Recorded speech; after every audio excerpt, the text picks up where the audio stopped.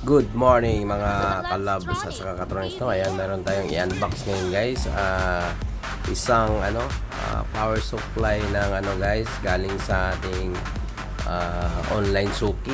Ayan, isang power supply ng guys, ng Farlead. Ayan, pwede yan sa sa 001 or basta yung niya is 54 bulb na full color or 36 bulb na RGB or 54 bulb na RGB guys, pwede. Ayan, kasi yung output nito guys is 24 volts. Ayan po, buksan natin guys, no? Ayan guys, good morning sa lahat. Ayan po yung na-order namin. Na siya guys, mga ikalawang order na to. Bali yung nabili ko nito guys, mga 16 yata or 15 pieces na, kasi yung last dumating is 6 guys. Ayan, ito yung pang replacement namin sa guys, sa mga power supply ng Farlead na nasira, kasi iba na kasi yung niya guys, yung niya, yung design ng board guys, kasi yung isa luma na yun kasi yung sa mga original na power supply guys is luma na talaga. Ito yung napilian ko guys, kasi yung niya, yung amperahe niya is 5 amperes. Ayan guys, 5 amperes to guys, na 24 volts. Ayan, at saka lang to, pure 24 volts, wala siyang 12 guys. Ayan, i-try natin ilagyan ng wire guys, kasi para matest natin. Ayan, shoutout pala sa ating mga friend from mga sounds fanatics dyan. Mga galing na technician guys, shout out. Ayan, natin yung wire, kasi medyo malalim yung niya guys, yung butas, kaya dapat mataas yung mo sa sa wire. Ayan, test natin guys ng yung 220 niya guys, kasi para malaman natin kung good ba yung natin, yung nakuha natin na kasi yung sa guys, sa 16 pieces na na order ko guys, wala talagang palpak nito guys, kaya sobrang ganda. Siguro ilagay ko na lang yung yung link nito guys sa sa nito guys, sa description guys, para ninyo. Maraming salamat sa mga guys, sumabay sa ating Labstronic TV channel. Yan guys, dandaan natin pinasok yung guys, kasi malit yung butas at saka malalim. Yan, check natin.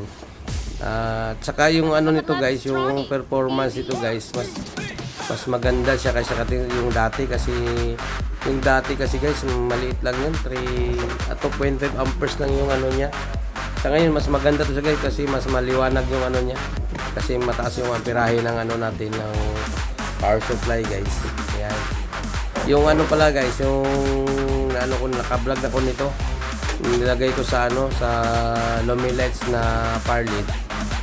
Nabili ng may-ari is 2010 pa, tapos nasira siya nung lang December, kasi umuulan.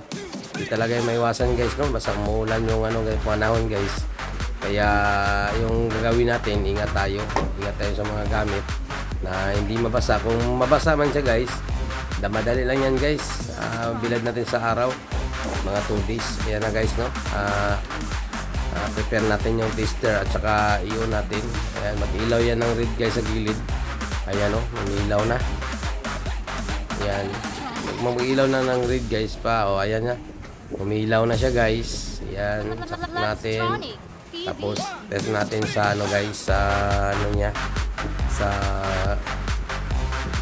digital tester guys, para mas maganda makita natin yung niya, yung voltahe. Ayan guys, set natin, on natin yung tester. Ayan, maganda tong tester guys, kasi wala ka ng ng mga linya, mo lang, kasi automatic na yan siya, resistance at saka voltage, AC/DC voltage. Ayan guys, tester natin yung likod.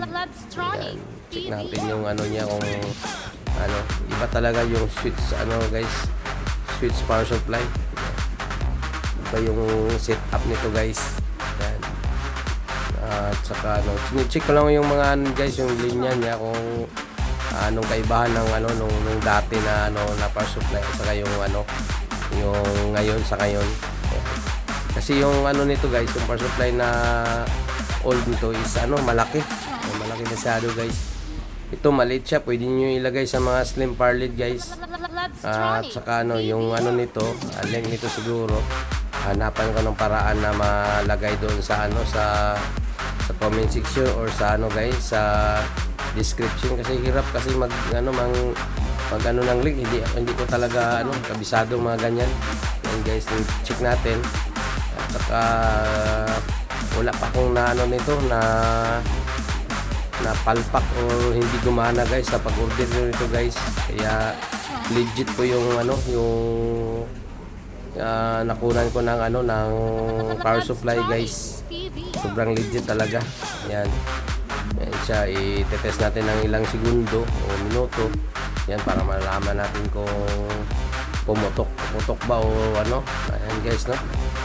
At saka ano, shout out na lang sa lahat guys. Yan. Check natin ulit yung ano yung DC input output niya guys. Yan normal. Hindi naman ups and down yung ano guys, yung ano niya yung voltahe. Ayan. Hanggang dito na lang mga kalab sa Tornix. Magandang umaga. Keep safe po.